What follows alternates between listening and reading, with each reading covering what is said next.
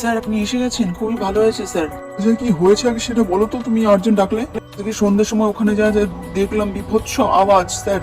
আমার মনে হয় কোনো ভূত জেলের মধ্যে প্রবেশ করেছে স্যার। স্যার কি হলো, তুমি দাঁড়িয়েছো কেন? স্যারকে বলো কি দেখেছো। হ্যাঁ স্যার, ছোট সাহেব কিন্তু ঠিকই বলছেন, আমাদের কিন্তু ওখানে সাবধান হওয়া উচিত। তোমাদের সব কথাই আমি শুনেছি, তবে আমাদের সৎ পুলিশ অফিসার হিসেবে আমাদের যা কর্তব্য আমাদের করতে হবে। আমার সাথে এসো, আর আমাদের ডিউটি পালন করতেই হবে যাই হোক। দেখুন স্যার, কি বিভৎস ডাইনির মতন দেখতে হ্যাঁ লাগছে। স্যার, আমাদের মনে হয় চলে যাও এখান থেকে। করো, গাধার মতন বকো না। এই উঠে বস। তুই আমার জেলখানায় এসে আমাকে ভয় দেখাচ্ছিস, আমার পুলিশ অফিসারদের। ও বাবা, পালাও, জেলের ডাইনি এসেছে, পালাও, পালাও। আমার এই জেলখানায় অনেক সুনাম আছে, আর তুই কি ভেবেছিস আমার এই জেলখানা নষ্ট করবি? দাঁড়া, আমি আসছি, আর তোর ব্যবস্থা আমি করেই ছাড়বো।